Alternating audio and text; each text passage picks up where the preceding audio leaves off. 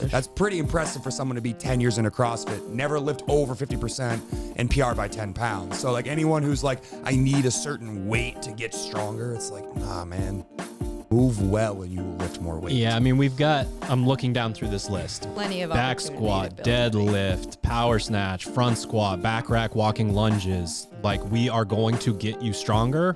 Weightlifting is the art of moving your body around the barbell. Say it again. Bring those things together.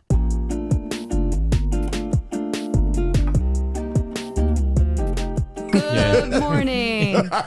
Perfect. We're rolling. Good morning, Misfits. You are tuning into a very special edition Misfit podcast. Full Goon Squad in the house. If there is an honorary Goon Squad member, it's definitely Caroline, not Connors. Caroline, not Connors. Caroline Spencer. Caroline, not Connors here. Welcome to the podcast, Caroline. Thank you so much. What's up? We are covering the next block of programming today. We are going to touch on semifinals prep for MFT, but the majority of this podcast is sort of a quarterfinals are over. What now? What are athletes supposed to be doing? What are we going to have athletes doing at Misfit Athletics? And the majority of that is going to be talking about the Hatchet program.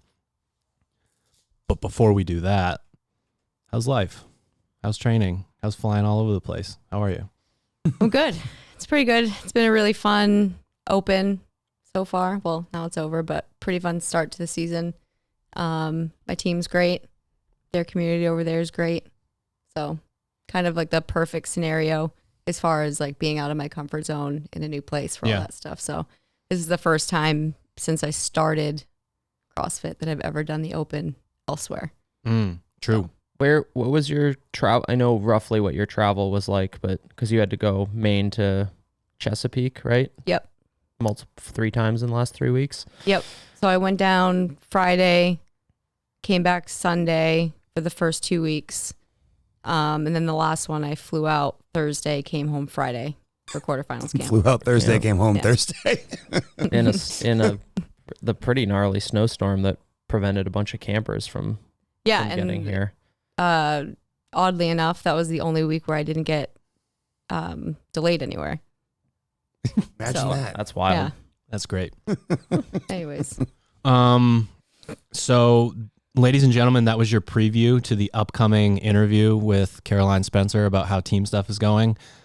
Quarterfinals hasn't happened in real life. When you're listening to this, it has.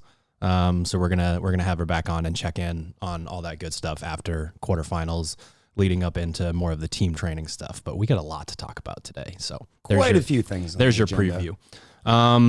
Spiel that I give at the beginning of most of these podcasts, especially this time of year. We have a lot of new listeners from the open content and quarterfinals content. This podcast is about like fully pulling back the curtain and saying, this is how we program. This is how we think about things. This is the stuff that's upcoming. And we really get into the weeds on why we would program X, Y, and Z.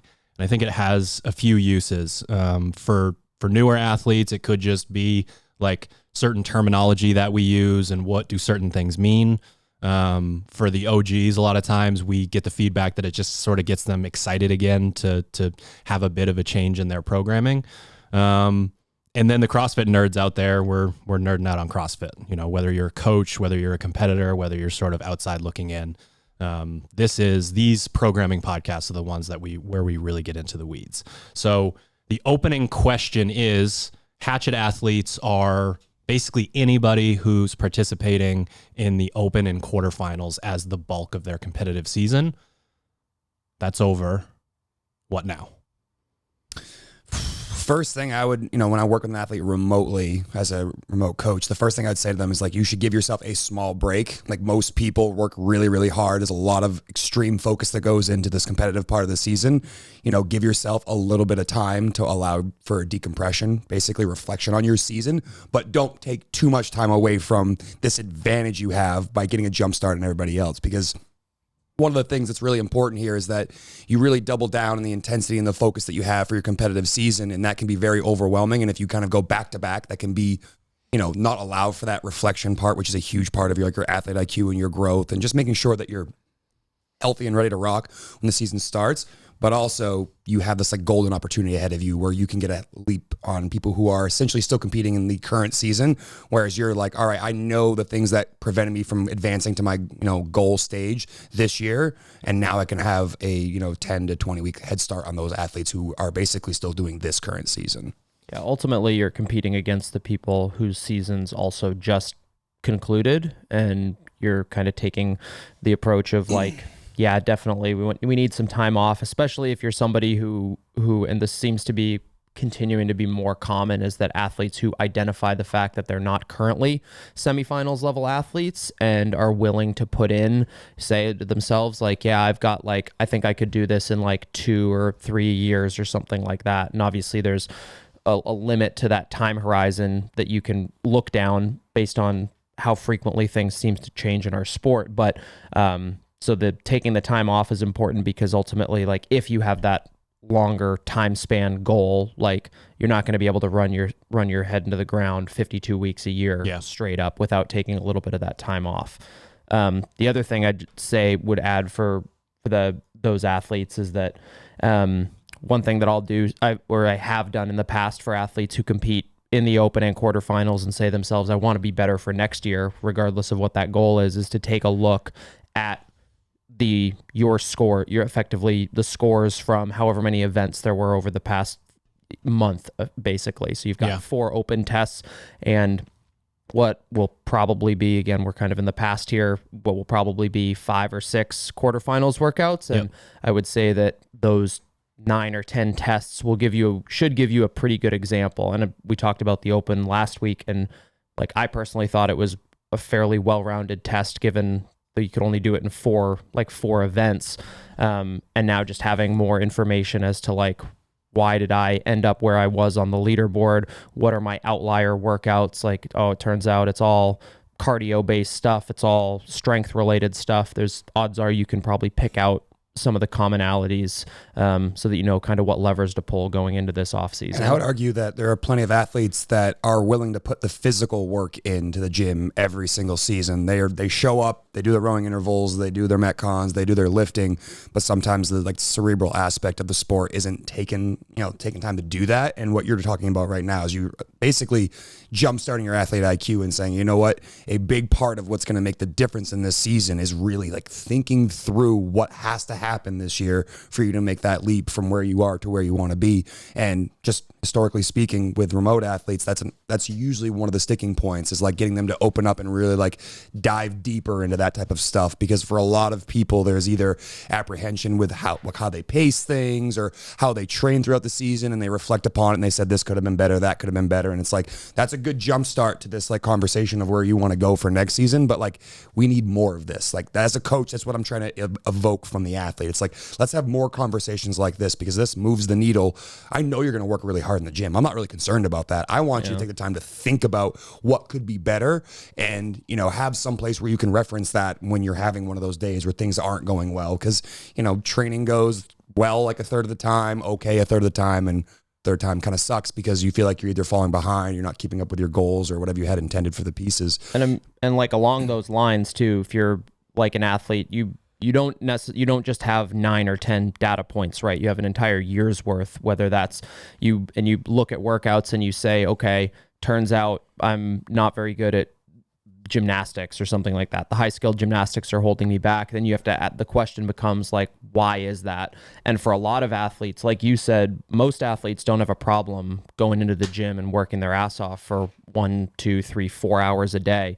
But a lot of times that gets prioritized over the basics of the sleep, the nutrition, the hydration, the athlete IQ stuff. Kind of they shovel that off to the side, thinking we can get 90% of our work done in the gym, and like everything else is like whatever, like is secondary. So other things to kind of be looking at and evaluating as you reflect back after your season ends. So you're at a unique crossroads. You coach beginners class at our Wyndham gym. Mm-hmm. You coach hatchet classes here in Portland. Mm-hmm. You go to the CrossFit games yearly. You remote coach athletes sort of along that spectrum.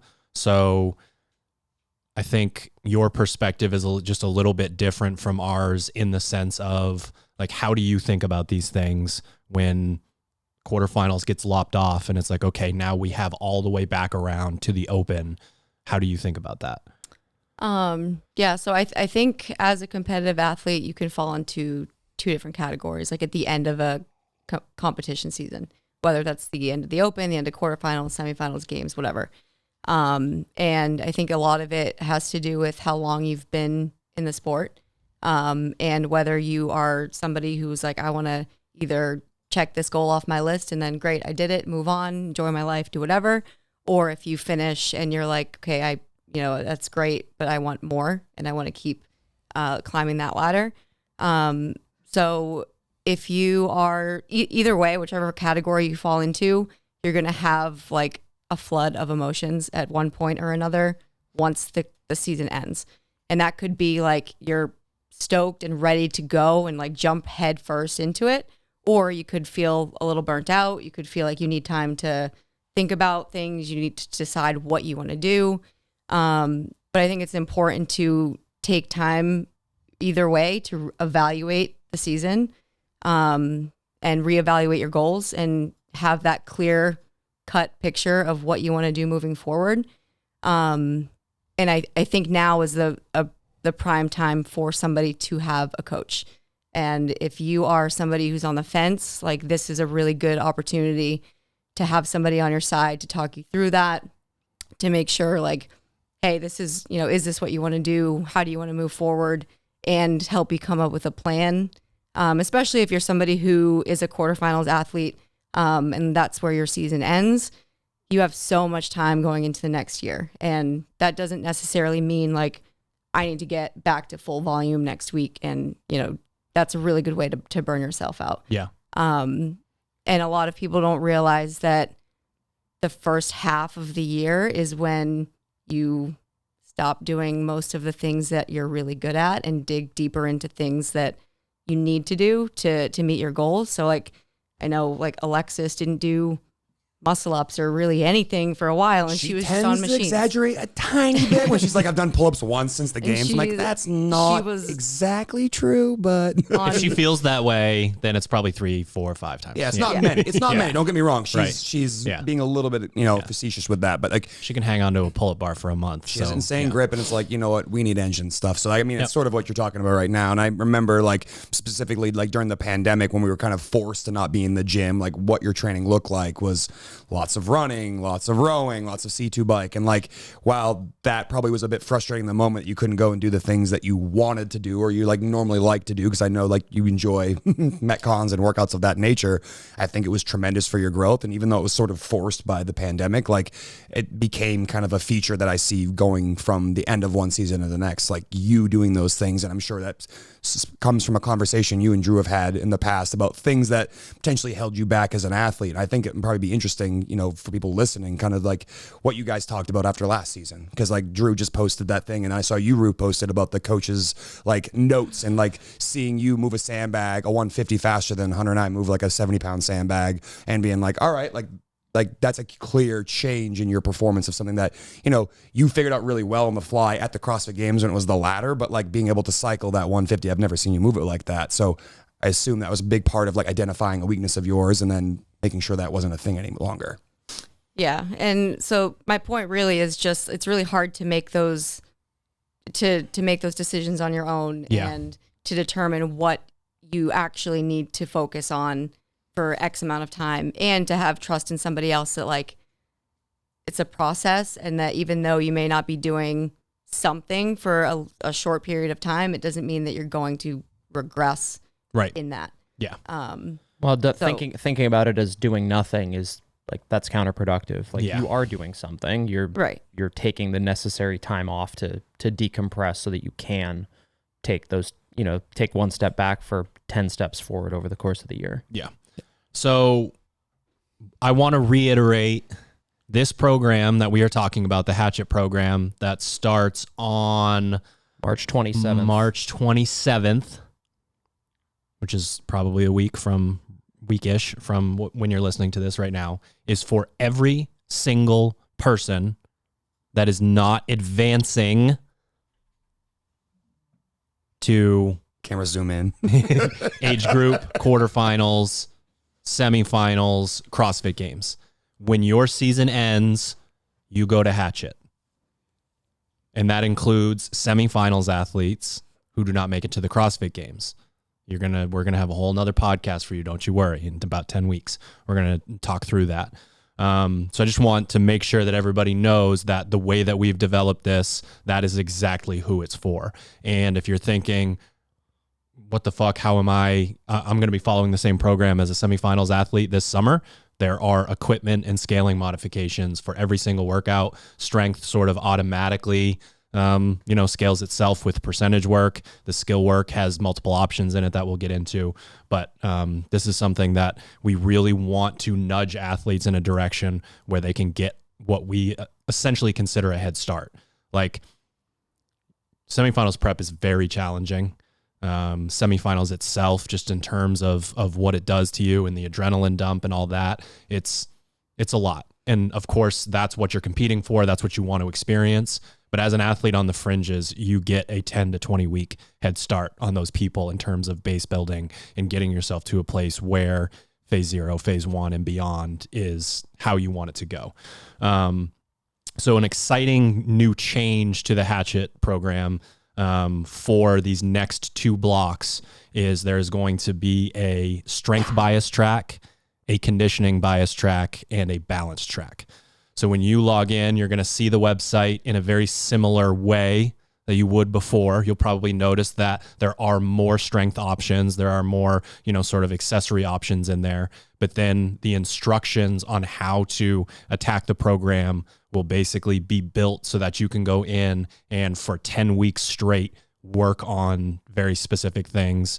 And I'm really excited for people to get an opportunity to have the main goal of what we're trying to do here with the website is remote coach the masses. Of course, we want to get our paws on you and remote coach you one-on-one, but then, the content that we make and the programming that we write and, what we're doing right now is based on how do we bridge that gap.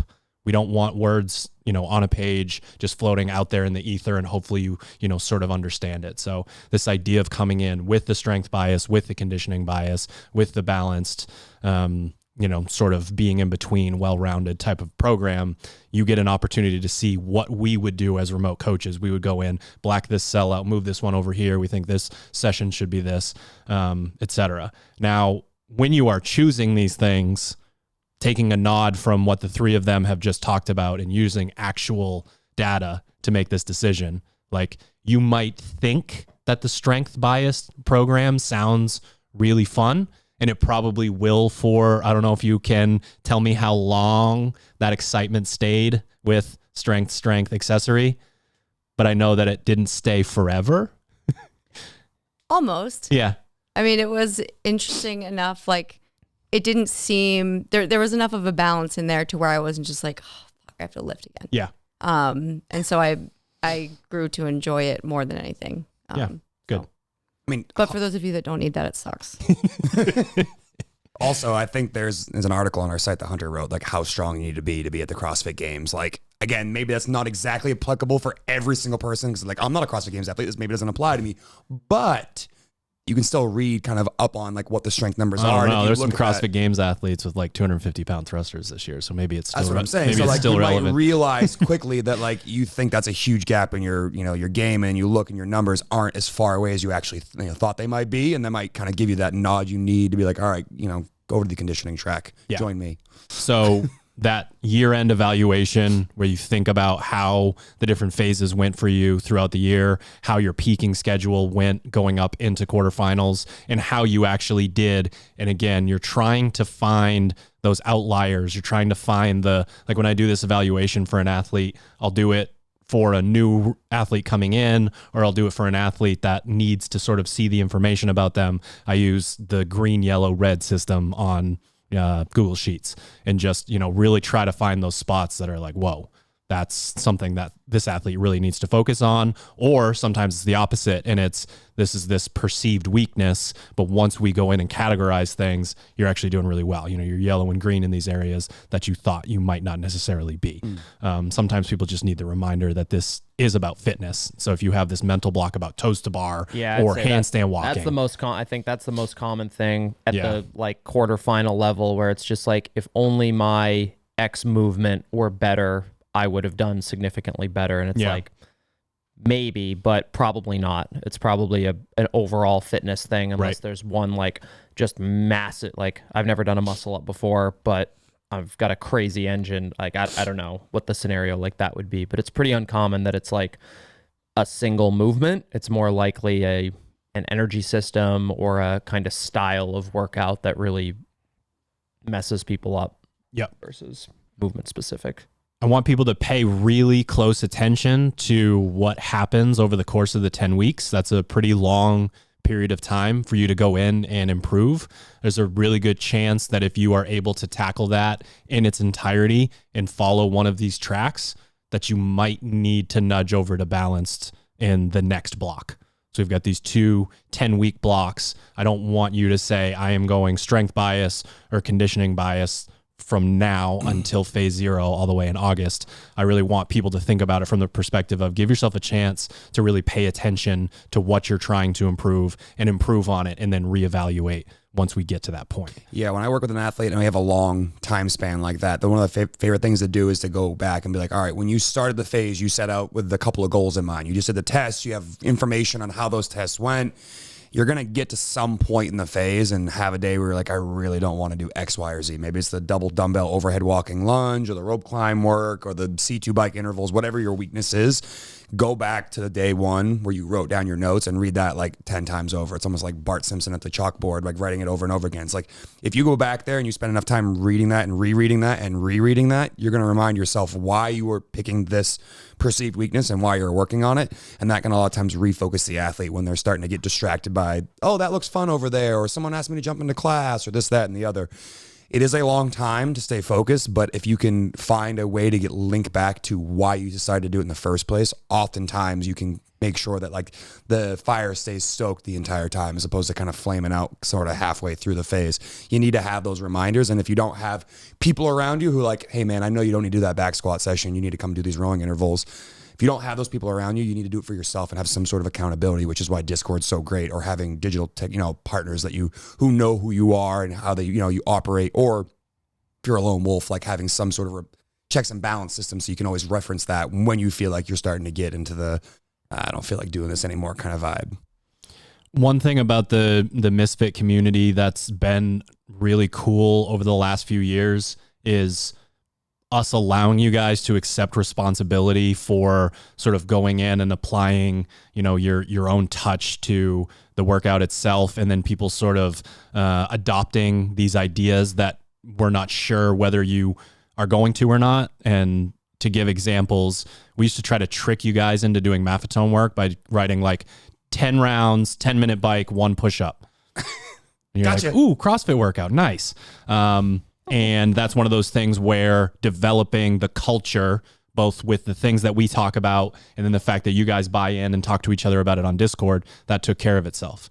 Another iteration was the bitch work needs to be cool or sexy, or like it needs to have something weird about it in the way that it's written, which got in the way of how good the programming was. Same thing, like we're ripping the Band-Aid off. Here you go.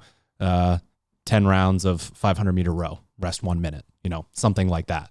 And once again, Misfit community buys in. We talk about it. We talk about the benefits of it. You guys buy in. So we've talked in the past about how the semifinals prep and the games prep is kind of a really like fun time for Hatchet athletes, because we just write like pick 3 of these pieces and go have a good time. And a lot of that actually came from the opposite side. The games athletes were like, don't make me do this alone. Please don't make me do this alone. I need to know. I need a friend. I need to know when you guys write the tone setter of thruster, burpee, box jump over, chest to bar pull up. It's 30 minutes long, that I can go onto Discord and somebody else is doing this with me.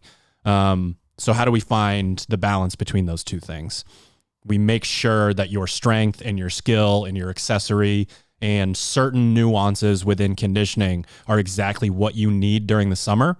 And then some of the Metcons and intervals and bitch work do line up so that there is this sort of hive mind, shared suffering, like we're all doing this together.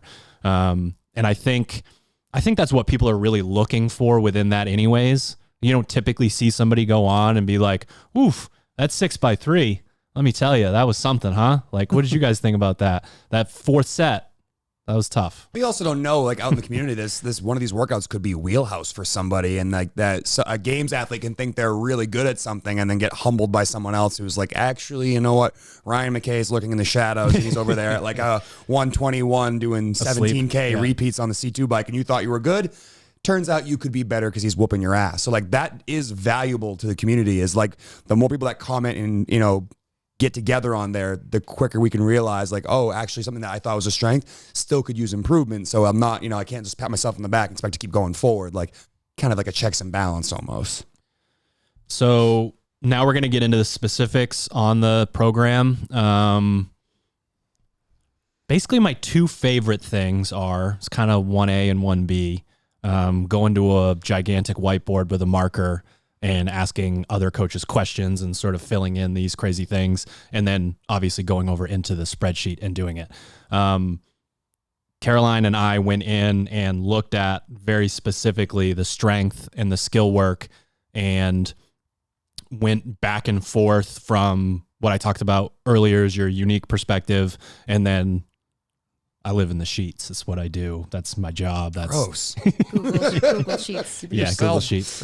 I need the freak in the sheets mug with the Google Sheets logo on it. So going back and forth and building this plan, again, that's 20 weeks long, but we're going to talk about the first 10 today. We were able to go back and forth and figure out, again, she's like sort of in it with these athletes on a very regular basis at the affiliate level and through remote coaching. So my brain coming a bit more from the MFT side coming over, we were able to put those concepts together. Strength work. What are we doing? So I'm super excited about all of the strength for the next upcoming the seasons for these guys. I think one big part of like breaking things back down and rebuilding and all that stuff, it can get very repetitive, and a lot of times midway through it's like, a little boring. So ultimately my goal was to make it as fun as possible for these guys, from the start to week 10 and then all the way into to that next phase. So we've got some skill lifts that we're going to throw in there. The tempo snatch is coming back, but you're going to have some pausing in the catch. So a lot of times, I'm excited about that. A lot of times we're able to go through a nice slow tempo movement and then catch it and step forward and add weight and keep doing the same thing. And what that tells us is that there's still some issues with the positions, and the goal isn't just to move weight slowly, it's to move through the positions correctly. Yeah. And so forcing everybody to kind of pause in the catch each rep is going to help you guys individually and coaches figure out where things can be better. It's one of my favorite tools of the affiliate with an athlete. We did the tempo pull snatch phase, and we've done it on Misfit Athletics. And anytime anyone does that, if you don't have absolute control on the bottom of your overhead squat, like something's wrong. And that is information you should use to recalibrate and focus on the next rep. So, so the bar is too far behind you, you stumble backwards and save it. All right, crap, I pulled the bar too far behind. It's too far in front. I step forward, like you just said. And like that feedback is something the athlete should then realize is telling them something about their next rep and how they should do their next rep. And it's one of my favorite ways to help an athlete also understand like how important the position is in the bottom of the overhead squat. If you aren't rock solid down there with an empty bar, why would you expect to be with 60% of your max snatch? I think that like goes back to the basics idea. We talked about it at camp, and I talk about it at the affiliate level. People want like, what's wrong with my snatch? What's wrong with my clean? Why can't I get stronger in my back squats? Like, well, do an air squat. It's Like, why are your toes pointed sideways? Why is your chest caving in? Why are you, why is your squat bad is the question, right? Yeah. And it's like, okay, well, if it's the same thing in the overhead squat, I'm walking all over the place. Yeah, maybe it's a positional thing on the pull itself, or you could take a step back further and be like, did I ever, and a lot of competitive athletes, like, they got into the competitive side of CrossFit via like, I figured this out on my own. I'm athletic enough to kind of get most of the way there, but I was never actually taught. Or worse, they go to an affiliate that just doesn't have the coaching like ability to really like fine tune people and hold them to high standards of movement. And it's like, well, I'm working with what I got. And this is the time of year where it's like, if you're working with a good morning looking overhead squat or squat position, like no amount of positional work in the world is going to help you improve that without, kind of separating the two. So, yeah, something that I said to, I don't know, probably 500 athletes when we always used to do the like Friday Night Lights, 1 rep max snatch at training camps is I want to be able to pause people in the power position, poke them in the chest so that their weight is distributed in the right place. And then magically they get to find out with a heavy barbell what it's like to have their weight in their heels prior to extension. And that's the most common fault. This idea came from watching the affiliate. The most common fault, it's like, okay, I've got all this positional work down and correct, and it looks right from the coach's eye all the way until you can tell that they had their weight distributed in the front half of their foot, up towards power position. And they all catch and just, either chase the bar, take a few steps forward, they jump forward to get into that position. So if we force you to pause in the catch, you have to address the issue.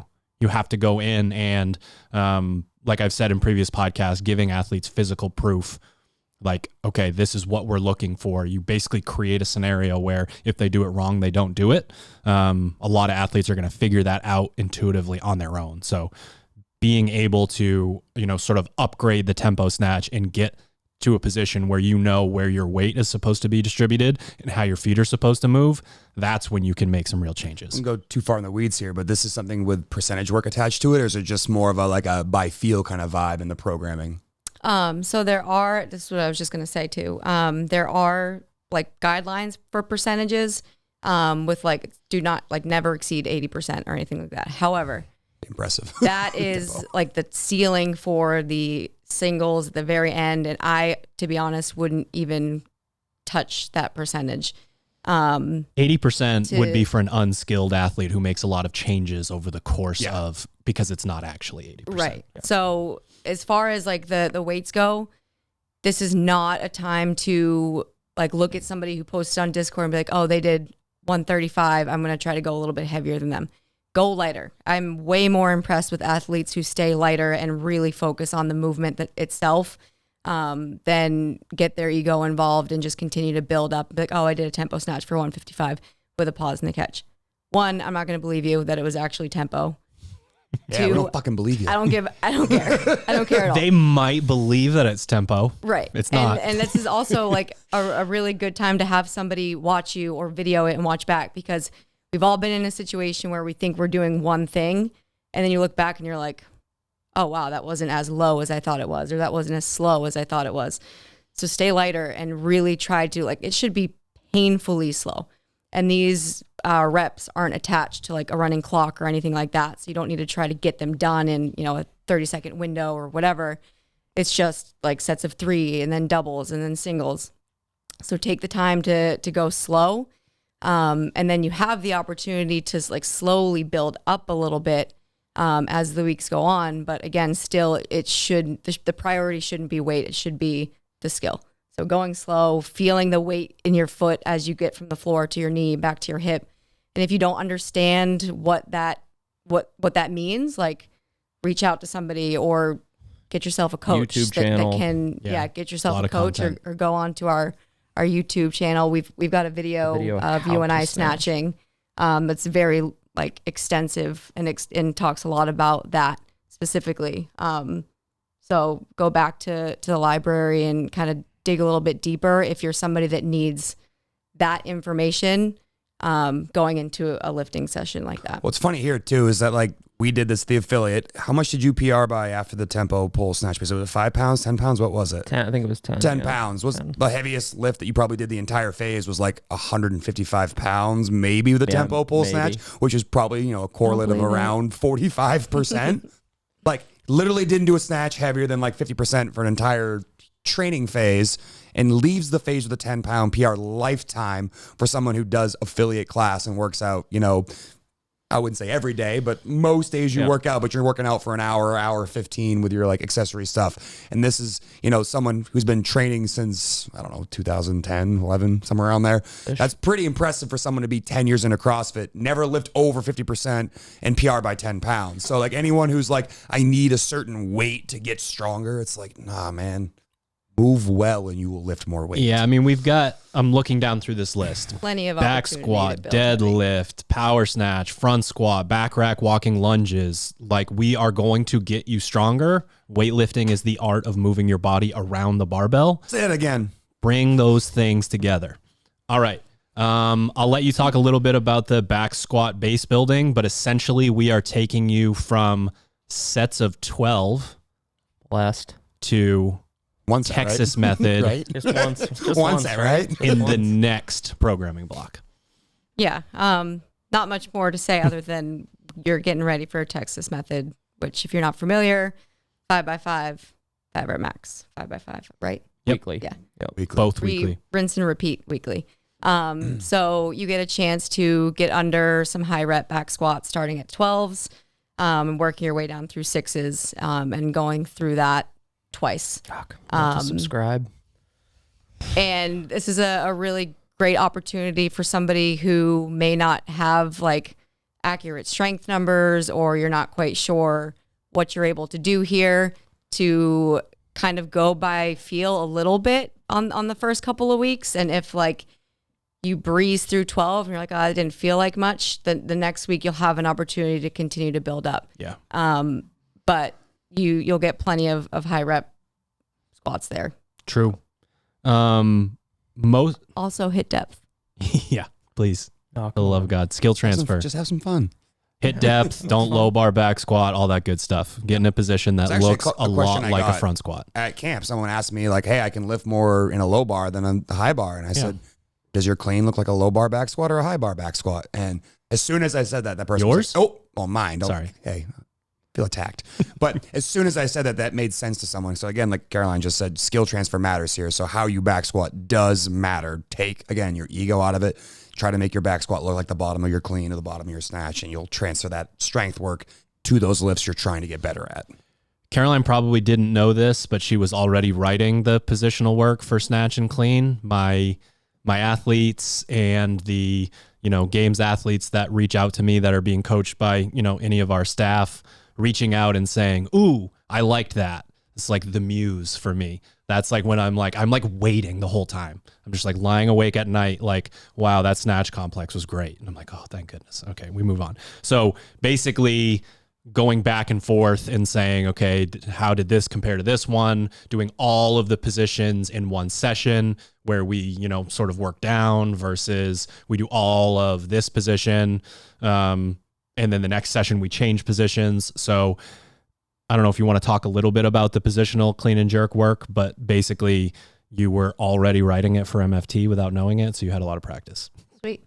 Yeah, I'm excited about this one specifically because I love going through different positions for the squat clean and working on that skill transfer from the floor. So I'm somebody who could do, high hang back or high hang cleans, below the knee cleans, and then I'll pull it from the floor and my movement changes completely.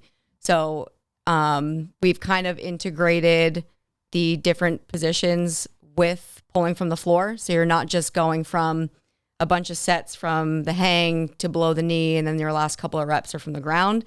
You are going from above the knee, then you're going from the floor. Then you're going below the knee, then you're going from the floor. And there are some jerks in there as well.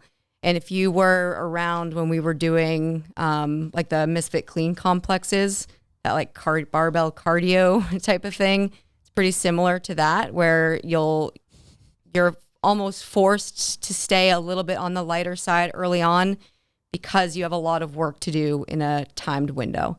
That being said, it is still meant to be positional focus, not cram these in as fast as possible. Don't think about the movement at all and just get it done.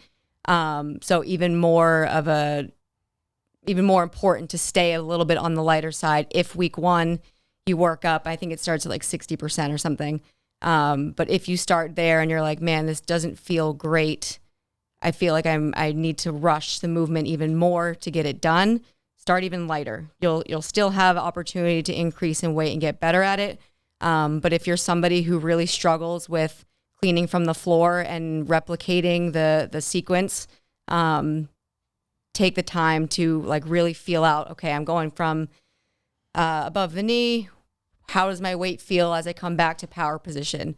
And how can I replicate that once I'm starting in the ground? It could be your setup position. It could be, what's happening in the first pull. So you'll get a lot of opportunity to go back and forth from these positions to the ground and kind of figure out what needs to change and what your weaker points are in the movement. And this is something I would just add as an opportunity for athletes if they wanted to. I had an athlete specifically who has no problem standing the bar up, getting into the right position from the hang and going to the floor. That was not a problem. Then there was like, I can't connect the two, just like you were describing. Like I can't go from the floor to the hang position that I showed when I was standing the bar up and going to the hang. So we started mixing in a little bit of what we call the halting lifts, where you would practice starting up from the floor, pausing as your pull off the floor, pausing it below the knee, feeling that for a second, and then going through the full lift as opposed to staying the bar all the way up and kind of using that stretch reflex. That can be tempting to use because it, again, allows the ego to emerge its ugly head and lets you use a little bit more weight. If you're an athlete that's in those positions, you might consider doing those from the bottom as opposed from the top down. If you find yourself not connecting, the pull from the floor to the hang work that we've been doing in the phase. So again, by no means mandatory, but just an option. If you're someone that feels like you have that disconnect and you can't figure out how to put those pieces together, you can try that same thing from the floor as opposed from the top down. And the tempo clean is next in that second block. So really locking in those positions and then being like, can I accomplish this from the floor? Sure, you're scaring me with that pointing. The other thing that you can take from this is you can teach yourself how to warm up with a skill focus for the high CNS stuff that we'll do in phase 1, 2, and 3. Wherever your program does the, super heavy, triple, double, single on the clean, when you are doing this work, you are teaching yourself how you could warm up to cue things that you're trying to get better at with it. So just really pay attention to what things within the first movement before you go to the floor help you with going to the floor. Deadlifts, this one's very simple. This is the old school Texas method deadlift where you go 5 rep max in 1 week, and then the next week, not in the same week, the next week you do 1 by 5 of that at 90%. So you basically go heavy, a little bit lighter, and then in that third week you try to go heavier than you did the first time. There are notes in the program, but just keep that in mind that if you're alternating weeks of a 5 rep max, the week 1 probably shouldn't be your lifetime goal, 5 rep max. Probably wait and add 5 to 15 pounds on a deadlift, something in that range. We've got power clean and power snatch in here. The two main reasons that I would want to use the power clean and the power snatch are to improve the pull just in terms of speed from the floor. Obviously, they're going to be at a lighter weight, so it's going to be, easier for us to learn how to create a little bit of speed in the first and second pull. But more importantly, understanding what the third pull is supposed to be in an Olympic lift and what it looks like. Something that Caroline and I are working on right now is elbows high and wide with your knuckles, sort of pointing down towards the ground. We want to be able to, in both scenarios, load up the arms so that they can, really fly into the catch position. And if done properly, the power clean and the power snatch are a more low stakes version of learning how to do that sort of thing. Because once we add a lot of weight and we have to pull ourselves down earlier, that's much more high skill than the power clean and the power snatch. Yeah, the athletes that I work with, the people who understand, like they have a great front squat, they have a great deadlift, but can't figure out the connection between why those things aren't the same or near their clean. It's a lot of times it's that your pull on the clean And then your crash of the barbell as you catch the barbell puts you in a suboptimal position. All of a sudden you can't stand that weight up because you're no longer in this like ideal front squat. And for a lot of athletes, that connection of like learning when to change direction from up to down is the reason why they don't lift more weights. It has nothing to do with their absolute strength. It's a skill element again, and realizing that like the power clean and power snatch are essentially accessory movements for the Olympic weightlifting movements. Athletes get into their head too. They execute, a lot of them will execute on the power clean and the power snatch if they like pulling, not understanding that it's the same thing. Yeah. Like it's very much the same thing. We're just adding a lot of weight and changing the third pull.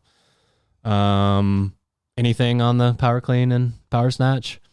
The only other thing is that I kind of wanted to give people an opportunity to hit those higher percentages for singles without it being like an hour long weightlifting session. So along the same lines as like those heavy days. An actual athlete looking out for you guys. You'll have those days I'm gonna write where a it's 9-hour like, session for you. For example, there's one, it's like a 4x1 at 90%. So you build up to your 90%, you hit 4 singles and you call it a day. Yep. And I think it's a really powerful opportunity to like prove to yourself that you can hit those weights without there being too much pressure on, having 6 sets of 3 today or doing, 10 doubles or whatever. And that kind of progresses as you go through it. And it will alternate between, being on a clock with some sets and then just being straight up singles. So I think that's something that I at least would look forward to that, being able to just go and be like, oh, I just got 4 heavy singles today. That's pretty cool. Just as athletes are executing, make sure keep in mind the power snatch and power clean are the same lift as the snatch and the clean. Yeah. And if you can't receive the bar, pause for a second and then go into that front squat or that overhead squat. If you can't do that because your feet are too wide or they're in a weird position, that rep that you just did not move the needle closer to an improved full Olympic. Did some other movement. Yeah, that's a new movement that you just invented. So make sure that transferability is there. You have to be able to. We see that in too many places in the sport too. Like if you got a starfish because you're at the highest level of competition that you're going to get to and you can't get another rep any other way, thumbs up. Fucking let her rip. Yeah, let her rip. Do what you got to do.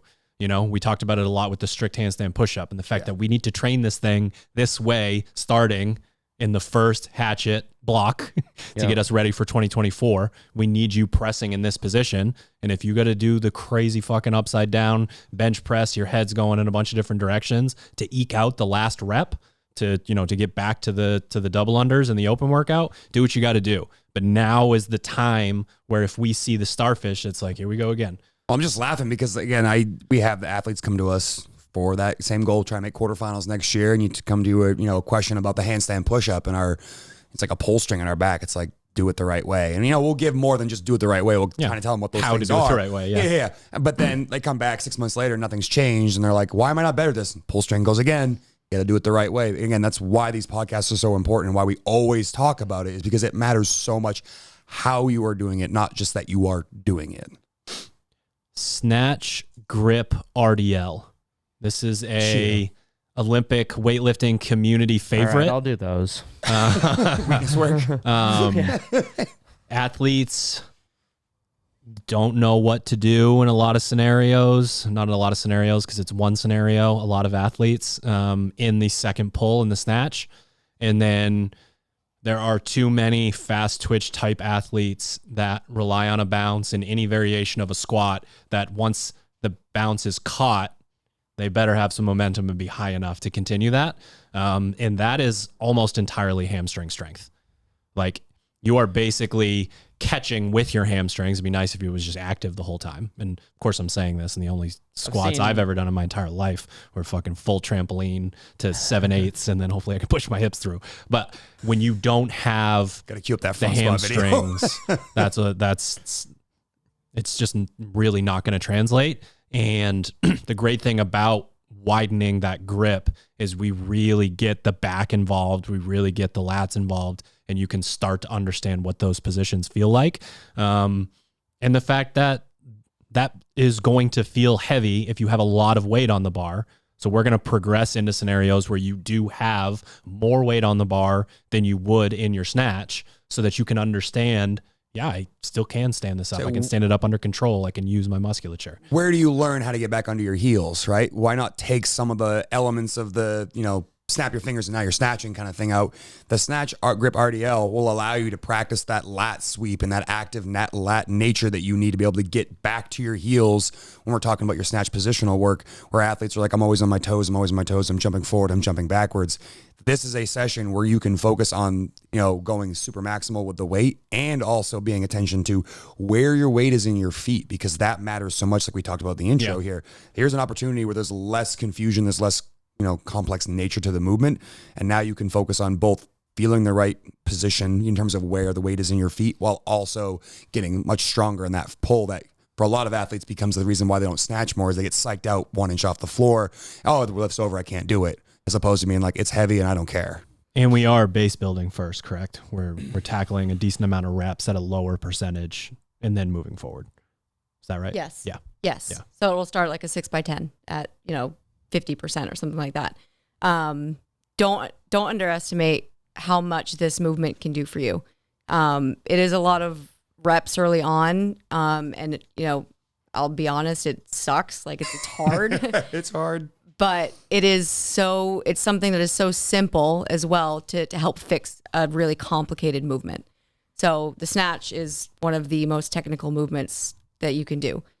An RDL takes away all of the things that most athletes struggle with and focuses on what you need to build in that last position or that last pull to get you stronger there and to get you in the right position and to, like, even more importantly, get heavy weight in your hands.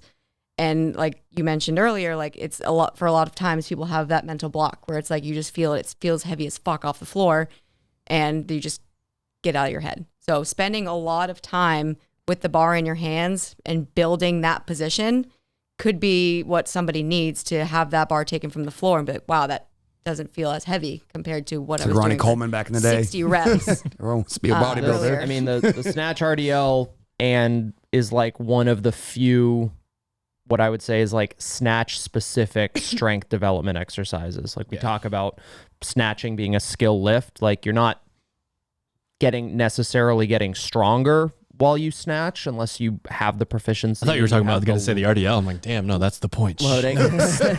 No, but you're expressing that the strength and the athleticism in the snatch, but like as far as like we can get stronger in an overhead squat for that squatting and that overhead position, but as far as the pulling position goes, like even the tempo, or even like the pulls, the panda pulls, the snatch grip deadlifts, like those are doing, I think the RDL has a lot of value. And probably the most common thing, like might be a CrossFitter thing across the board, is just the lack of either strength or confidence in the posterior chain and like hamstrings and glutes. And that's why we see so many people really struggle with the deadlift. It's like, I'm going to use my quads as much as I can. It's like, well, congratulations. You're also using L1 through L5 as much as you can instead of your, instead of your glutes and your hamstrings, and getting comfortable in that position with your hands super wide and your torso way out over the bar and your hamstrings all loaded up. Like you can't really replicate that in a different movement unless you're snatching correctly. Truth.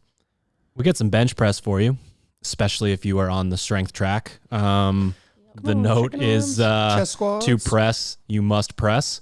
That's the old pull string. That's the old Russian saying. The sweet spot with bench press, for the most part, especially in relation to CrossFit, is where we're allowed to get a few more reps in. So, sets of 6, sets of 5, sets of 4, where it's appropriate to have the volume in the 20 to 30 total rep range. But that the percentage isn't so high that you can't move the bar fast enough. Because if you press slow, you're going to keep pressing slow. And you're not going to get strong. True. And you get to find a 1 more max at the end. Do you know off the top of your head how many times that pops up in accessory as well? Because I know that like dumbbell bench press, strict press, often used as accessory work. Yeah, that might be good for athletes to be thinking about, especially if you're on that strength bias.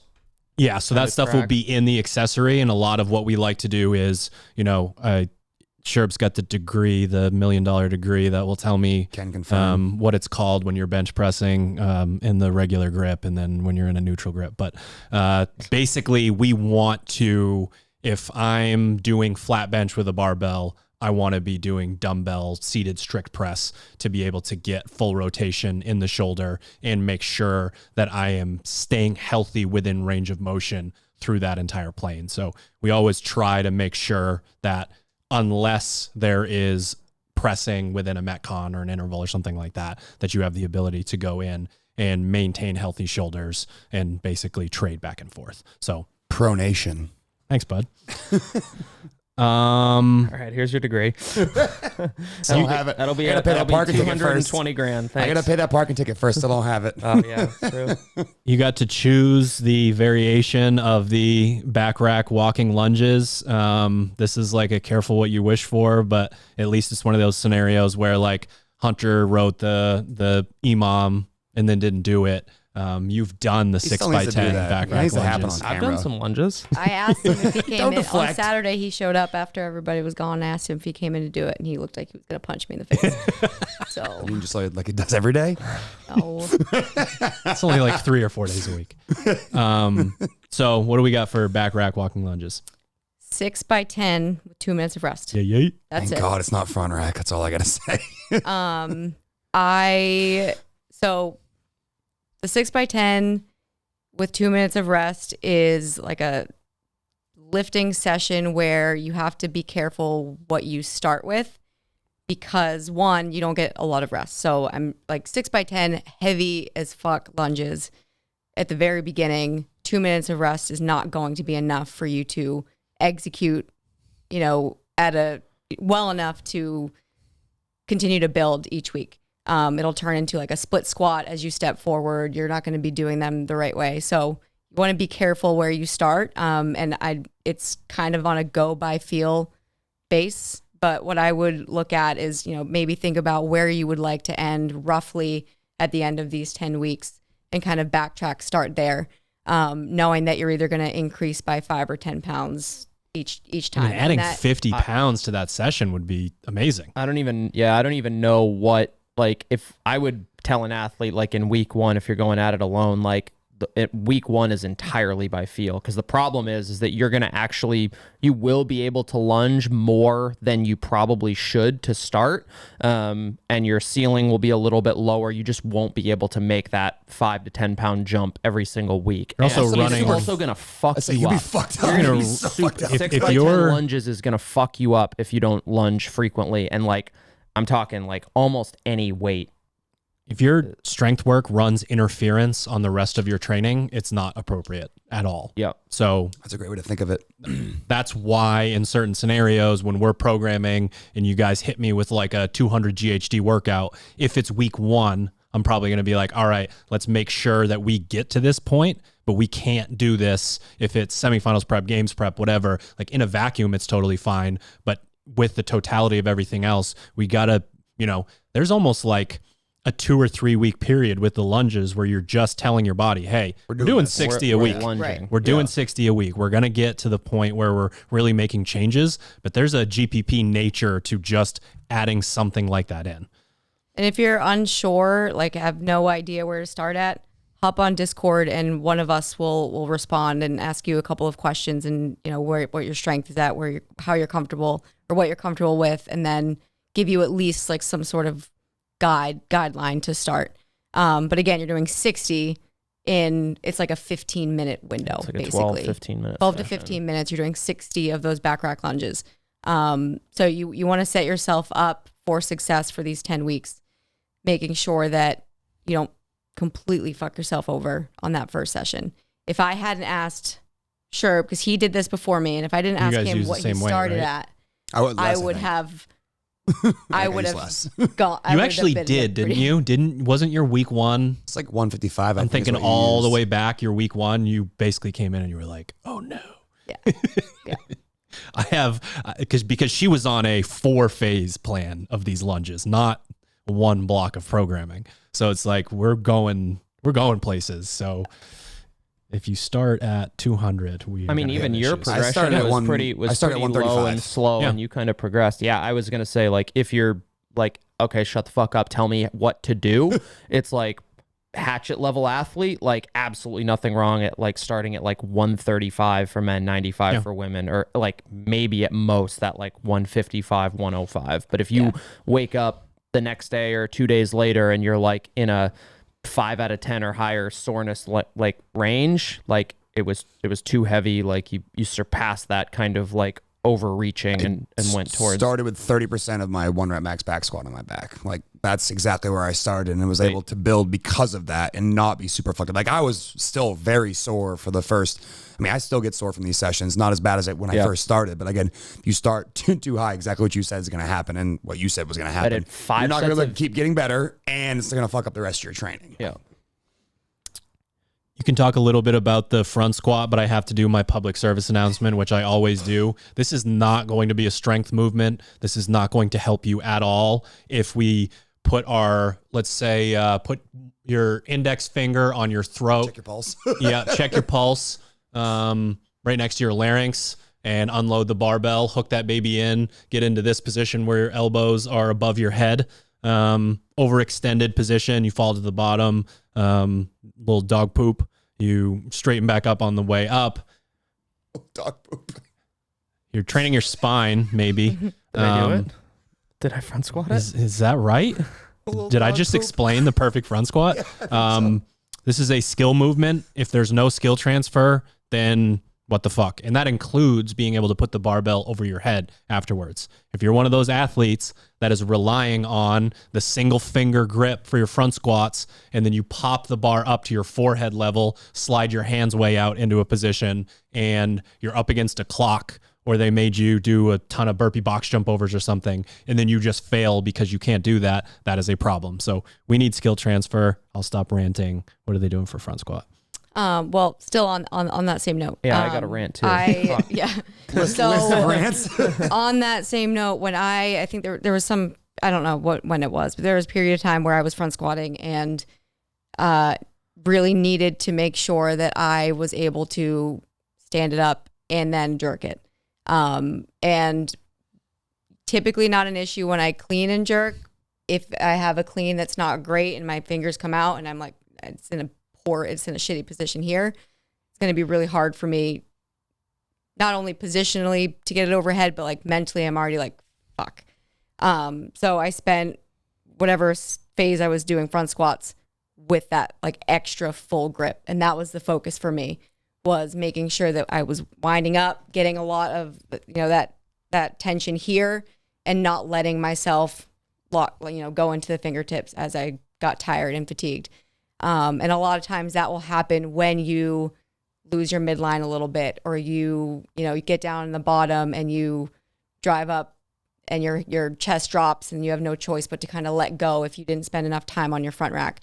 So that just kind of goes to show you that like spending the extra time and really like acknowledging and knowing what it is that you need to focus on, and putting that into those skill set or those lifting sessions.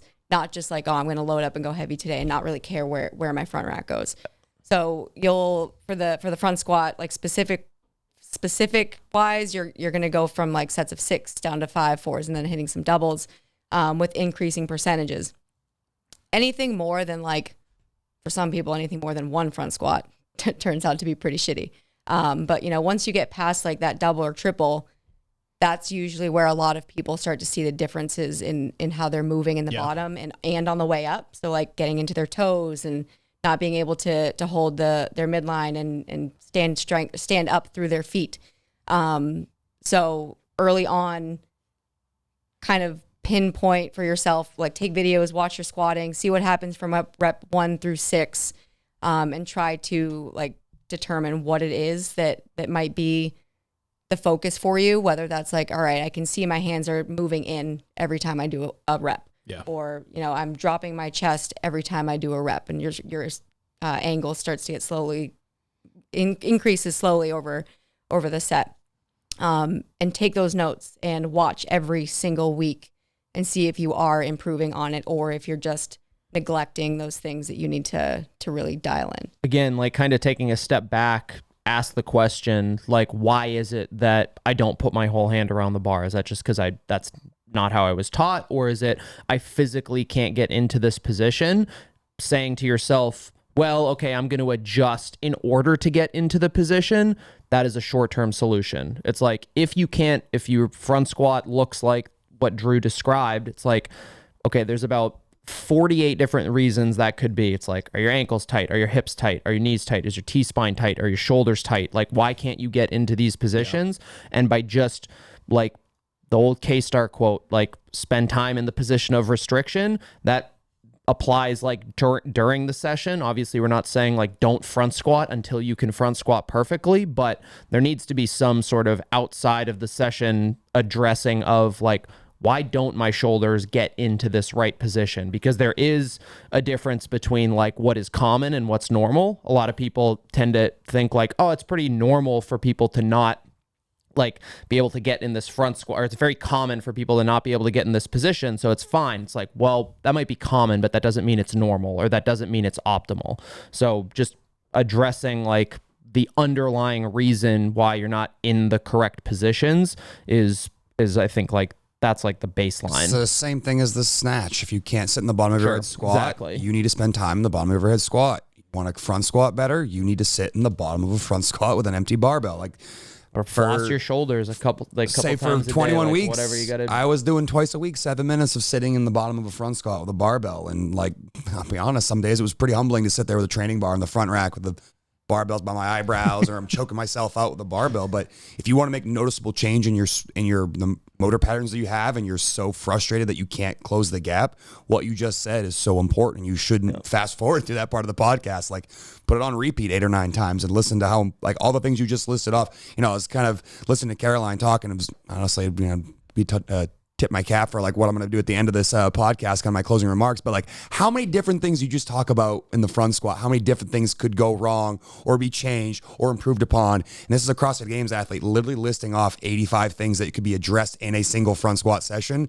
That's just one of the, 50 movements we have to do and be better at, like, every time we go back to the gym. So like really soak up that knowledge and listen to this type of stuff, because there are so many reasons why you could be not the athlete you're not yet.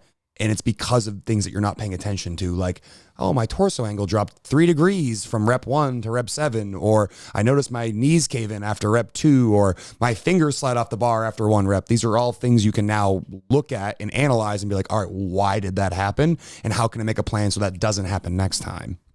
If you need a clearer picture on this type of stuff, get into the positions with an empty barbell and flat shoes. And take a look. If you can't hold a front rack with an empty barbell, but you can because there's 150 pounds weighted on it and you can load up on it, there's a problem. And that will give you a really good indication of like, okay, I can tell that when I'm, with an empty barbell, it's floating underneath my chin and I can't get my elbows out in front. And then you can start to kind of dissect the whys behind those things. And that will help you put certain things into your warm up and your prep and what you can do before and after lifting sessions to make those changes. Hatchet Strength Track athletes, you have 100 lifting sessions coming up over the course of the next 10 weeks. It's cool. Warm up properly, move properly, and you will reap the benefits. And then you'll be able to switch over to the balance track or the conditioning track. Even better, send us like before and afters. I still get Instagram like either a quick little picture from Julia, one of the girls who came to summer camp last year, and I was like, you're never going to be able to snatch enough unless you can sit in the correct bottom of an overhead squat. This is someone who like struggled to get below parallel with a wall ball and has sent like, I don't know, like every 1 or 2 months sent like a picture of her just sitting in the bottom of a squat with an empty bar, and like it's night and day different, and it's pretty cool to see. She's like PR'd my overhead squat by like 20 pounds or something like that. Snatch has gotten better. It's like 30-pound PR snatch since summer camp. Like something crazy amount of weight she's added to the barbell since summer camp. Just literally, I was just like, you need to sit in the bottom of an overhead squat for between like 5 and 7 minutes a day. I don't care how long it takes you to do it. You can do it 8 seconds at a time, but you need to sit down there. And she's like, and she did it. And that's Good as to her. honestly like Yeah. that recommendation has been thrown out so many times. Nobody's just nobody adopts it. Nobody's willing hard, to. dude. Nobody's willing to be like, that can't be that easy. It's like, well, Hunter and I play bad cop at camp. I scare you into not doing it, and then he comes back around and scares you into doing it. It's a pretty good system we have. All right, skill work. This was actually really fun to write once I got the like nudges from Caroline on what we were trying to accomplish. So muscle ups. We have an option A and an option B. Would you like to tell them about option A and option B? Dun, dun, dun. Option A, linear I would like progression, long as fuck linear progression. This is, I believe, 18 weeks straight of linear progression where you are going Misfit in. sets. Yep, we got Misfit sets on the muscle ups. This is a delayed gratification situation. This is a safe zone for you to understand. Let me start with sevens. It's kind of amazing, and we do this as humans, all of us in some form or another, where you would rather skip ahead in July and be a bag of trash in February than go slower and be really good in August. It's a really weird thing that we do, but it's keeping up with the Joneses. It's fucking doing sets of 3, guys. This is boring. Like that sort of thing. I'm telling you right now, if you have an 18-week progression where you do, I mean, on Misfit sets, you could do one, Literally start with ones for max like- set and be like, okay, that max set was whatever. If it's like 10 or something, okay, I have permission. I can fly through these. It's 2, 2, 2. Because again, part of it is those first X number of weeks where you're getting your body to a point to be like, this is just something we do.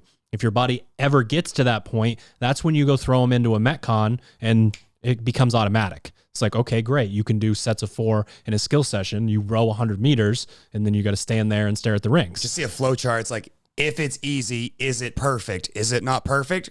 Go back to the top. Yeah. Do one again. Because again, if it's not the best expression of the movement, it doesn't need more volume. It needs refinement before more volume. Otherwise, you're going to be the same place you are this year, kicking yourself, being like, you know what? I thought I was going to get on that rower and rip 80 calories when it's only 60. Turns out I spent 7 minutes at the ring muscle ups and I couldn't get there. Like, this is why, because you were inefficient on the rings. So at the affiliate level, we run into a lot of scenarios where someone is pretty damn fit and they don't have a muscle up, or what I, from in my brain, consider the exact same thing. Pretty fit, can get one every once in a while, maybe a PR of 2 because they finally got up over the rings and then they got the momentum from the second one.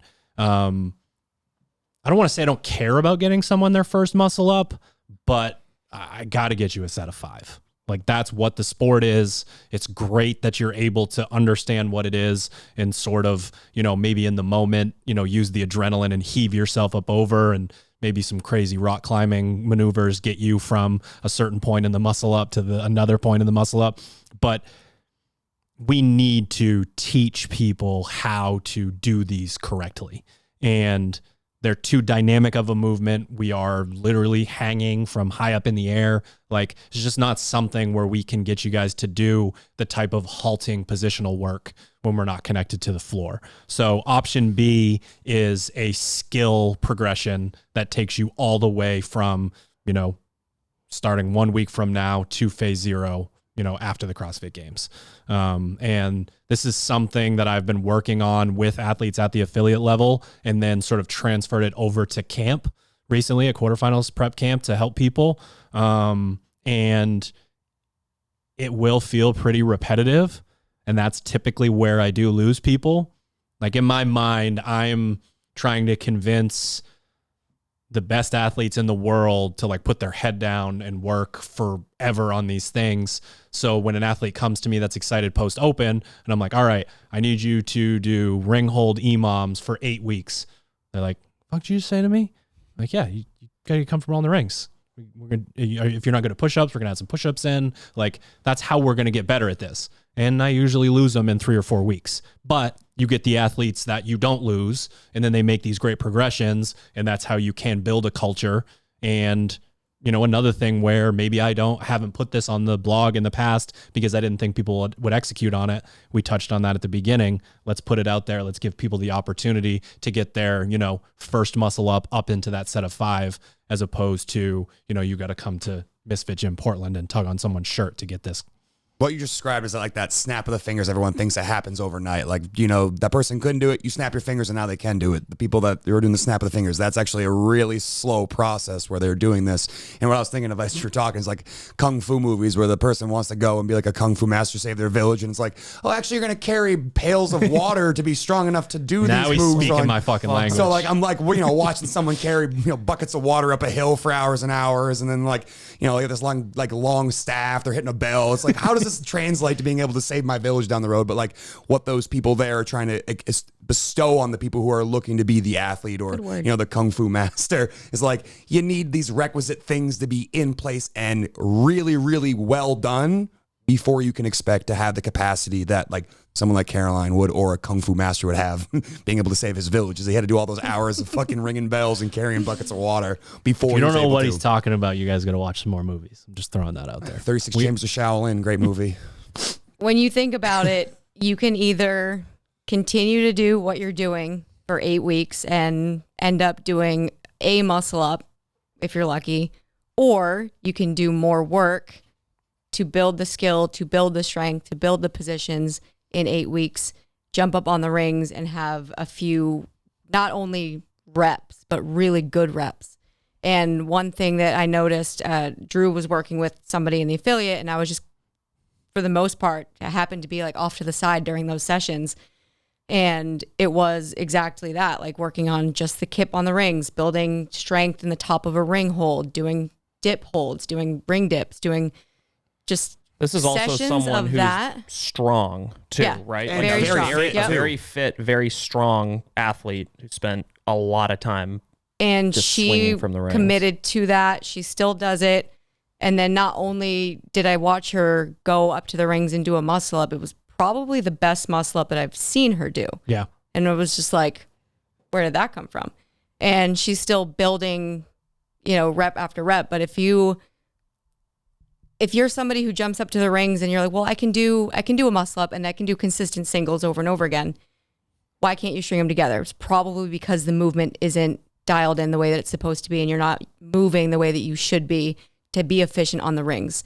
Well, how do you do that? You need to take a step back, go back to the basics, fix that, and then continue to work up.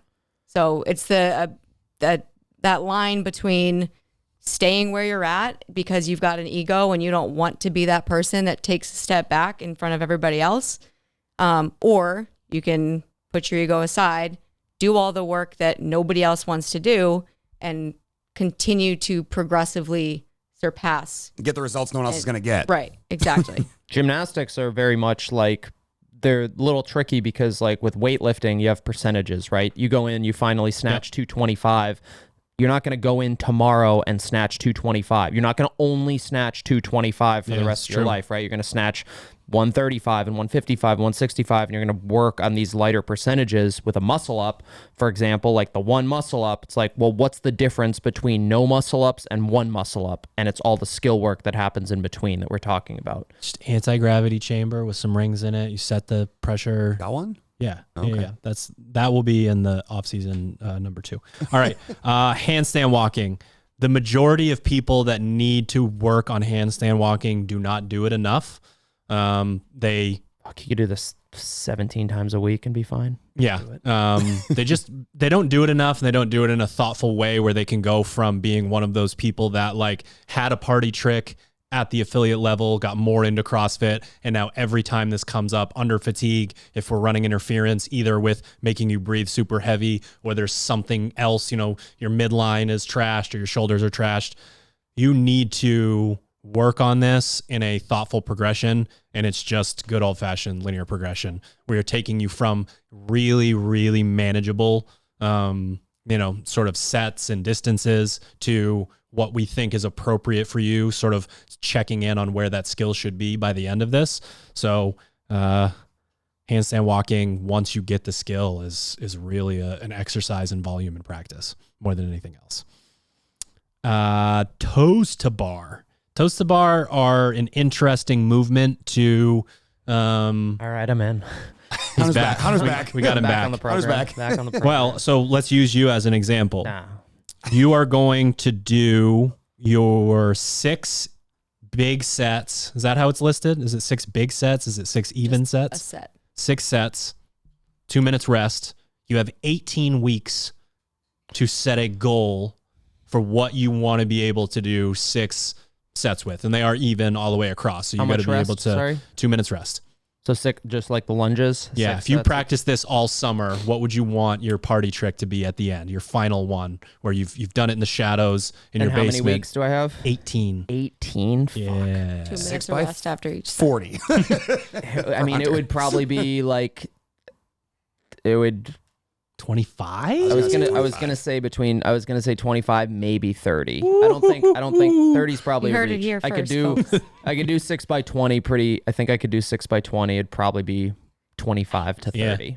And what's interesting is, so he's saying he can do 6 by 20. Wait, yeah, I was gonna say like the difference is is huge. 30 and if he reps. has no velocity as he arrives at 20, he can't zoom past it. It's not possible. So now he knows he needs to start all the way back at, like, he's going to have multiple weeks of 12s or 14s or whatever it is. You want to get to a point where your old PR is something that you smile and wave at as you go by. And you need momentum and velocity to be able to do that. The way you do not get momentum and velocity is by doing 6 by 20 week 1 and then going, okay, now what? Like, I'm trashed. I haven't been training this way, that sort of thing. So it's a lot of common themes as we start to work through this. But again, where do you want to be and what does the plan look like? It's simple math. You have 18 sessions. You know, you can do 9 repeats. You can do 6 of the same session 3 times, you know, that sort of thing. Yeah. So I mean, athlete, you gotta think about it kind of like the metaphor you used as like a ramp. And it's like, if the goal is, you know, launch off the ramp at maximal exit velocity, you do not start part way up the ramp, right? You don't start close to the pedal peak. up the ramp. You don't even go down the slope. Yeah. You gotta start far enough back to have momentum to get, you know, over the ramp. And with this rep scheme, I think a lot of times people are ignorant to the amount of volume that they're doing. My favorite thing to do it 6 for affiliate sets athletes. Their least favorite thing. Anything adds up quite a bit. So look at the fine print. If you're somebody who sees your sheet and doesn't see what your coach wrote about this or that or whatever, read the fine print, look at the volume as a whole, and then decide if it's smart. Because I see all the time people will jump up, they'll decide their number is, let's say 10, and then 2 sets in, they'll look at me and go, I don't know if I can keep doing this. What should I do? And if you're already there in the first week, you know you kind of have to take an even further step back, find a realistic goal for these sets, and then build from there. There's nothing wrong with finishing the first week of 6 by whatever and not feeling like you just did a shit ton of toes to bar. That's not the purpose. The purpose is to, you know, work on building volume and capacity here, and you need to start at a really good spot to be able to like you said, ramp up. So first week you should finish your sets and be like, okay, that felt good. That was enough, but not too much. I know I can build, you know, 2 weeks from now or whatever it is. True. We're going to alternate weeks back and forth between bar muscle up ladders and chest to bar EMOMs. Your bar muscle up ladder is going to be, you do a bar muscle up, you shake it out, you do 2 bar muscle ups, you shake it out, you do 3. I like that rep scheme, that session, when an athlete can make this massive leap in their capacity based on their skill in relation to another athlete. If you move really well in a bar muscle up, when it shows up and you're like really dropped in the desert, in the thick of it, in the shit, and you can continue to rely on, like, really lean on the way that you move, versus someone who's super fit, who doesn't, you know, really understand the difference between, you know, the other gymnastics that we do and how the bar muscle up is so much different, you're going to be in a completely different scenario. So the ladder is right from the beginning, like, okay, that was a pretty rep. Can I do 2? Okay, those were great. Can I do 3? And we climb the ladder, then we rest. We climb the ladder, then we rest. So ladders, when I know that you upping your skill level makes a massive difference is typically where I go with that. On the chest to bar side with an EMOM, I really just like getting you to a point where bigger sets are kind of a throwaway and more comfortable.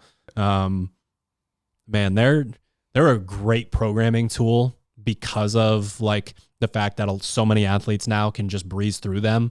And then the second their feet hit the floor, it's like, that was a lot of work. My body moved a long distance. I did it for a bunch of reps. So I need that confidence built in there, and EMOM linear progression is one of the easiest ways to build that kind of confidence. We're cruising now. We got deficit kipping handstand push-ups. We're going even sets on those as well, just like the toes to bar.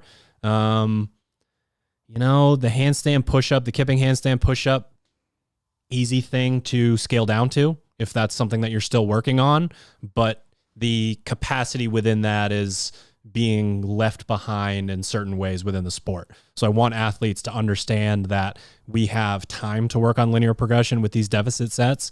We can learn how they're supposed to feel. And again, you can take that same sort of approach to it that you would have with the toes to bar.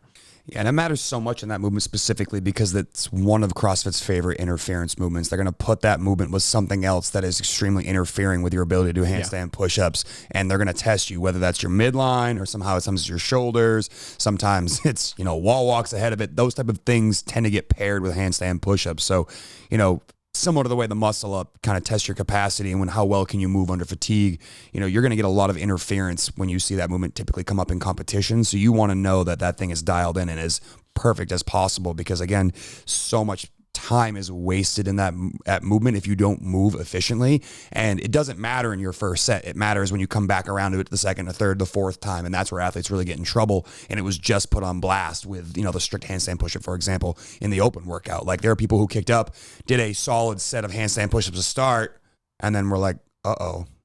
Where'd they go? And it's like, well, you were inefficient in your wall walks, or you were, running around the gym with your snatch, and that cooked your shoulders, and now you don't have that capacity anymore. So like, and again, of all the movements on our YouTube channel, this probably is the one we've done the most on, is the handstand push-up. So definitely dive into those and watch those videos. We do it, and then we watch, and we go, no, this way. Then we watch more people do it, and we go, no, this way. We're going to keep doing it. Yeah. To me, there's Ted. There's two reasons.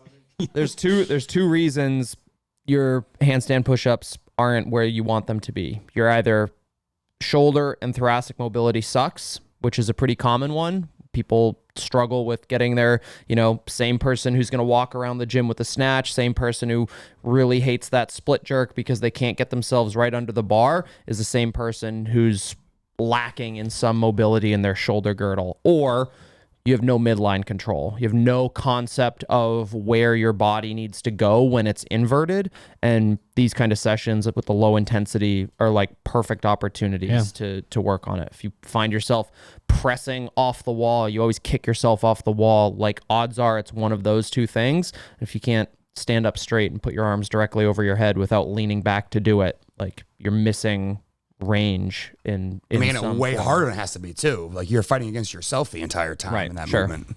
If one muscle up is essentially useless, one strict handstand push-up is really useless. Definitely useless. Yeah. Probably the greatest application of Misfit sets that we have. Like if you do Misfit sets of strict handstand push-ups weekly, you get way better at strict handstand push-ups. And that includes people who are already good at them that want to be like, hey, if this workout comes up, I'm taking fucking first place. Because at a certain level, it's like, oh no, I don't need to do those anymore. I'm really good at them. It's like, well, first place is a lot more points than 10th place. So let's go get that. I think it works so well because we have to maintain speed. And when you're doing Misfit sets, knowing that you have to get a bigger set to end forces you to stay fast and really consider, not doing, doing that smooth set, doing the lower volume leading up to it. So it sort of forces you to operate with pressing speed. If we're not doing that, and this again would be, it's not just people who don't have strict handstand push-ups, it's people who struggle with them under fatigue. It's people who, again, can do 1, 2, 3 when they're fresh, and then they come up in a Metcon and it's 0. We have an option B for this as well.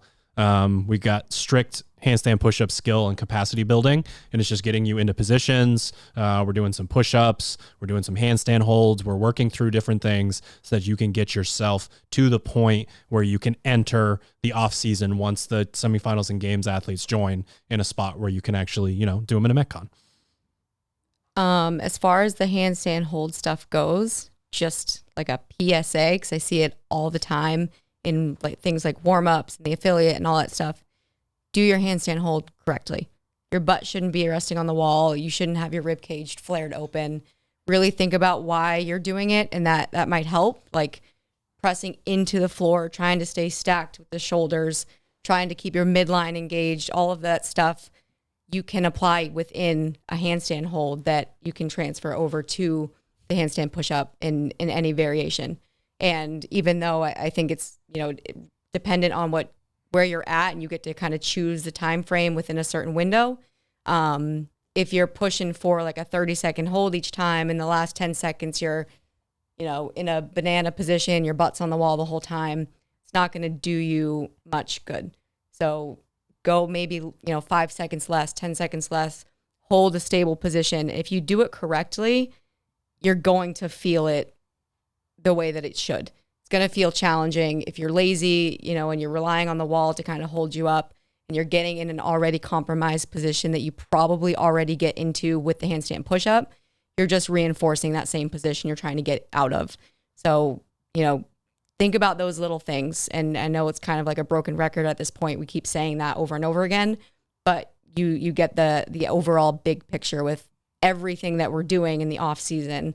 There's a purpose to it. And if you really think about those nuances and the smaller movements and even the bigger movements, it's going to go a long way. And that's going to be the difference between you and the person next to you who's not doing as much and you're trying to pass on the ladder or whatever. So those things definitely matter a lot. I like to call it the no cheeks handstand hold. And there's a reason why I use it versus nose and toes. If I get as close as I can to the wall without letting my butt touch the wall, those are the cheeks I'm talking about. No cheeks. What if you got a donk? Drew doesn't account. Is what it is. Damn it. I ain't worried about it. I'm not even wearing a belt today. I'm holding them up. Hank Hill. This is my belt. If I'm in nose and toes and I understand gymnastics somewhat well, I can pike. I can use my toes essentially to drive a little bit into the wall and get myself into a position where I'm creating the leverage through pushing into my feet, which is something that isn't really present within a strict handstand push-up. If I turn around and I know that I have to essentially bridge off of the wall with my heels only being in contact, then I'm forcing myself to get into a really good position. So get as close as you can to the wall without allowing your butt cheeks to touch the wall. Heels only. Last but not least, good old-fashioned skill acquisition. You'll be alternating weeks between dumbbell movements and kettlebell movements. They will not be easy movements. They will be the kind of movements where you're like, why is this not a barbell so my hands can be connected and I don't need to have coordination and balance and all that good stuff. So we're just going to alternate back and forth and expose you guys to this. Skill acquisition is a skill. So if you're wondering why you can't get better at handstand walking and muscle ups, let's back it all the way down to single and double kettlebell and dumbbell movements and understand what it takes to acquire a skill. Sometimes it's backing off from the skill and then going back to it. Sometimes it's lighter weights. But again, skill acquisition is important enough that we have to have sessions that are literally all about like, oh, this is new. How do I improve on this? Yeah, and that's something that because it isn't featured or isn't a principal thing like at a 1 rep max or, rowing intervals that often gets overlooked, but a huge part of like the early application of like training CrossFit was doing things you hadn't done before. The presses to handstand, the crossover double unders, the single unders, the legless pegboards. Those are all things, 10 years ago, people at the CrossFit Games probably were not thinking about, but as the sport progresses, they're going to be layering more and more of those things into what you have to be able to do at the highest level. And if you see it at the CrossFit Games, there's a reasonable enough chance that it's going to trickle down to semifinals and quarterfinals at some point. And if you aren't routinely practicing these things, you are essentially putting yourself behind the 8 ball, where right now, you could be building towards, I want to be able to climb the pegboard legless now. So in 4 years from now, where I'm trying to qualify for semifinals, if they decide that quarterfinals is going to have a pegboard in it and it might be legless, like, you've got exposure to it. So you're kind of, practicing the skill ahead of when it could be tested, giving yourself a leg up on other people who potentially just like to do the safe things like the wall balls and the burpees and the squat cleans, where, these things will pop up at some point. If I don't let it rip for the next 5 minutes or so, this podcast will be over 2 hours long. So I'm going to do so. Feel free to interrupt me. If you want to interject, just start talking and I might stop. I might not. Crossover between MFT and Hatchet. One of the things that we noticed that athletes don't get enough exposure to are sprint chippers. Think your finale at a lot of, semifinals and your Wodapaloozas and things of that nature. Even quarterfinals. Yeah, where you are, exactly. Quarterfinals, the power snatch, row, burpee box jump over last year. So essentially, how hot can I go? If I do back off on this movement, can I catch up? That sort of thing. So lucky you are going to get to do repeats of those. And you need to sort of rotate through. I'm going to just murder myself in the first one. And if I fall apart, it is what it is. I'm going to rest long enough to go into it and attack it in a different way. But we want you to have exposure to a lot of different scenarios, not just once through, okay, I think I kind of know, but 2 or 3 times through multiple scenarios where you can choose different strategies and really up your athlete IQ. It's kind of a niche type of thing, but at the end of the day, if we are giving you send CrossFit work, it's going to hurt and you're going to get fitter, sort of at the same time. It's funny to interrupt you already, like 3 seconds into saying interrupt you, but I talked to Alexis this past weekend about team training, and one of the things that she told her teammates is that, like, when we go into these team weekends, we're trying to intentionally, like, go past that point, figure out what that line is, because you don't want to be on the floor at a semifinal or the CrossFit Games trying to figure out what your capacity is. Do that shit ahead of time. So again, perfect thing here is a lot of times people see these kind of workouts, they put the brakes on themselves because they're worried about how they're going to feel round 2 and 3. Fuck all that. Go into it with the approach that the description gives you. If it says sustain, then you're supposed to be around the same time from round 1 to round 2 to round 3. But if it's a sprint interval, it definitely isn't sustain. And if you're Bernie Sanders, you can do the opposite.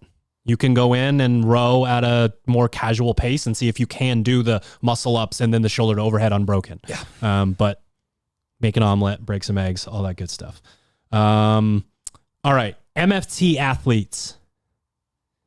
Your semifinals podcast is right now and it's about 3 minutes long. If you are going to semifinals, please contact me. Okay. At Misfit Coach on Instagram, and I'm in Discord, and my email is coach@misfitathletics.com. Make sure you copy Hunter at misfitathletics.com just so he gets more emails. We need to talk about how to execute this thing, how to make it work for you. I am willing to do that with anybody who contacts me that's going to, stay on board, that got to semifinals and we just didn't really know you were going to, or you're jumping on board for semifinals prep. Please contact me. Peaking schedule, we start low, we go into the middle with a lot of volume, we go back down the mountain. What is quarterfinals? It's not super high volume. It's your ability to go execute multiple times a day at really high intensity, and that's what we are preparing for. You mean semifinals? Yeah. Okay. Semifinals. If you are following from the shadows, if you're just, I don't want to email you, I paid for it and I'm going to go in and follow this program, it's not going to go as well. But the one hint that I will give you is be ready to do the sport of CrossFit, the most present place that the sport of CrossFit is and really execute it on. Probably the best place is at semifinals. So we're going to do CrossFit. That is where athlete IQ becomes so important. We talk about building athlete IQ on the machines so that you can then understand your physiology and try to sort of, say, okay, if this feels like this, and I've been here before in a Metcon, I understand if I need to back off, I can push whatever it is. There's less of that within semifinals prep. You are going to do a lot of CrossFit within this, and athlete IQ extends to a lot of different places. We've got a lot of podcasts that you can go back and listen to on the topic, but also don't do that. Just contact us. We'll talk about it a little bit. You like that MFT semifinals prep podcast? Done. Was that 3 minutes?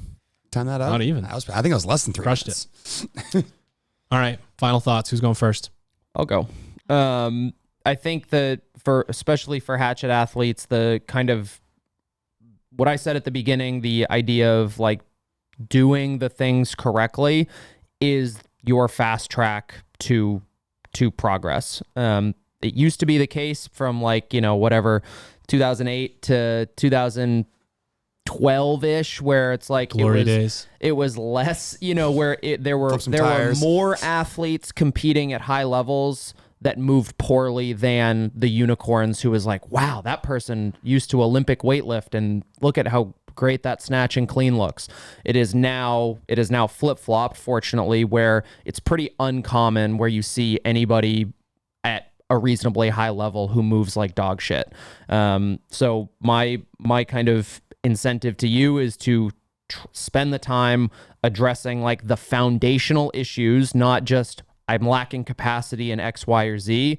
Like you need to ask yourself, why are you lacking capacity? And for so many athletes, I see it being like, I either do this movement just incorrectly despite having the capacity to do it correctly, or you are physically limited in such a way that like you cannot get into the appropriate positions, and therefore that is what you need to fix. And we kind of talked about it last podcast, where people are like, we want mobility work, we want specific stretching and stuff like that, and it's so incredibly personalized that even two athletes who struggle with overhead positioning don't necessarily need to work on the same thing. And it's worth it to be kind of that student of the game where you're like digging through the annals of the K-Star mobility WOD, the Ready State, whatever it is now, YouTube channel, and being like, how do I address this mobility limitation? What is a quote normal front or squat position? What does like a correct overhead squat position look like, and why aren't I there, and how do I get there? I think that will move the needle for far more people. The problem is it's boring. It takes time. It takes commitment to it. And thanks for the segue into my final thought. The social media generation, we are seriously lacking in that capacity. So my challenge to the hatchet athlete is to prove me wrong. Show me a dog shit air squat, and then 18 weeks from now, like vertical torso, knees out. I was going to say, embrace the monotony. That's like, be okay with delayed gratification. I think that could have been the bullet point after almost every single topic we talked about on this podcast, is that if you are impatient and wanting to fix everything all at once, you will fix nothing. So go into each session with a goal in mind, whether that's improving your front rack or where your feet are in your stance, or what your comfortable set of double unders are. Whatever the thing is for that session, try to make that your focus and be obsessed with the process every single day of like, could I make this small noticeable change in my day to day? And when you have enough wins across a 10 to 20 week period, you're going to be a completely different athlete if you can do that. But if you get distracted by shiny objects, or someone's doing a new training program, or a new phase is starting somewhere else, and you get 3 weeks through ours and you go somewhere else, you're going to be in the same place you were last year. So embracing the monotony and the details of your training and not getting distracted is a huge part of what's going to allow you to make a giant leap forward in this season. Let's see if I can remember all the things that I want to say. I'll try to make it quick. So I can see a lot of athletes like listening to this podcast, notepad in hand, jazzed up for the next season, taking notes, doing, what can I do, the to-do list of their training for the next year, which is great. That's, what we preach is, have those things, the checklist, make sure that you're doing things with purpose, the way that you will set up for success.